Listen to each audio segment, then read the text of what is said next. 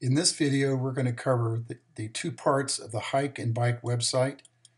What this actually is there is a URL or address for internet where you have a drop down above here, and what happens is that you can add URL addresses by clicking on the portal button right here and adding the URL either copied from a website or just randomly type it in within the record in the portal, and it adds it to this drop-down list. Now, all of these were copied actually from the URL at the top of a browser and then pasted into a record within the portal for this trail website URLs.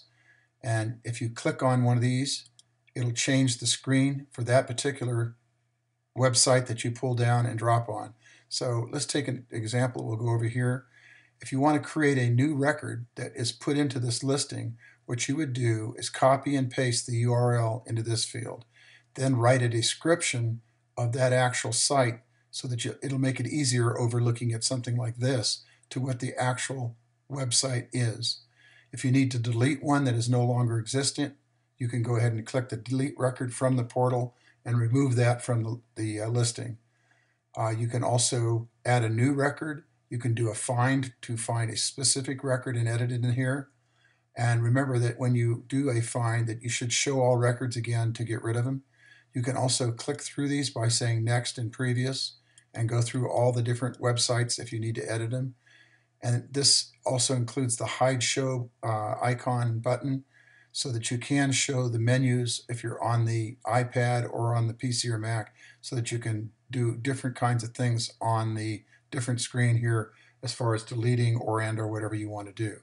When you're done, you would go back to the trail location, back to the hike bike here, and in this particular case, I'm going to just pick another random one. I'm going to say map trails, and you can see that when this comes up, the important part of this whole thing about putting URLs and map stuff in here is that there are many sites out there where you can create your own maps, like through Google Trails. You can go through, or you can copy these directly off of this screen. If you have a screen capture or a snippet thing like in Windows, you can take this information and put it into your saved trail maps, or you can take pictures and put those into the photos location so you can be looking for a specific site. Now, what's nice about this too is you can take the text from here and paste it into the notes field of the photo trail photos so that you can be looking for or finding information or getting directions. And you can also get the directions if they're available in the portal, plus all the information that exists on that particular campsite. For example, where did we get the information for the trail information?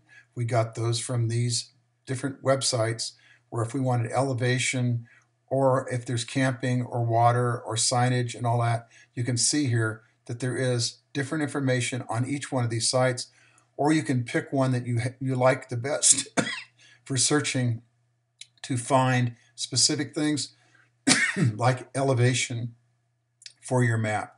Now, you can see on here I've got the ones that are added into the app already. This one shows topo maps. If you wanted to have high quality topo maps put into your map storage. In addition to that, if you wanted to do a YouTube and go get information as far as YouTube videos, you could have your YouTube videos playing right through your application.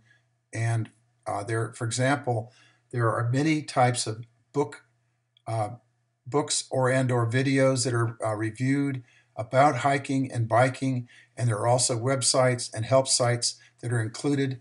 In fact, this one, for example, is a good example where it actually shows you how to do and use Google Map Editor to create maps, and you'll see that there's a series of different videos here where you can get a tutorial on how to use Google Maps Editor. If you're not familiar with Google Maps Editor, it really addresses trails or making your own trails, your live trails if you want to, and soliciting Google to add them to the actual maps.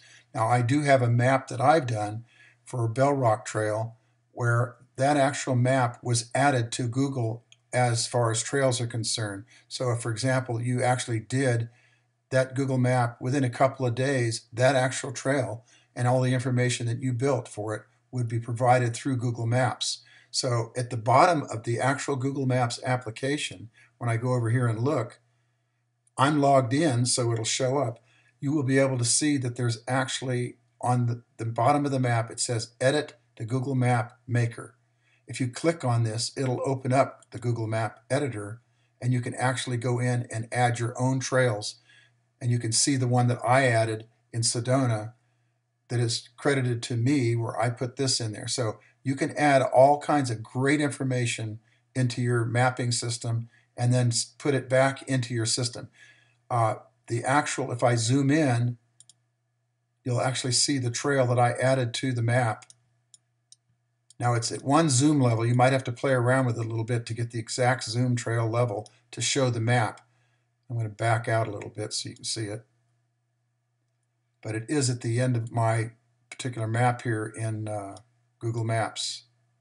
Well, you can take my word for it. It is there. This is all the way up in Sedona, so it's too far up. But it would be adding your maps in, and you can see that there are existing maps with trails in the actual Google Maps application, where you'll see, like this particular thing is an actual trail. And if you're in the edit screen, you can actually go over this and trace it and then provide all the information about that trail. In addition to that, you can also save these maps back into your trail map portal, so you don't have to use them on Google. You'll have them available in your own map system so that they're there for you the next time you want to use them. In this particular case, this map that I was doing over here, the trail is just slightly north. In fact, you'll see the turnout here where the map is actually starting at. Now, if I had copied that map and put it in here, it would have been available and stored in my Maps portal. So I hope this is helpful. There's a lot of things you can do with this tab and add lots of different information that is very valuable, that you don't have to go out and search on the internet. It becomes a part of your application where you can quickly access it anytime you need it. Thank you for taking this video.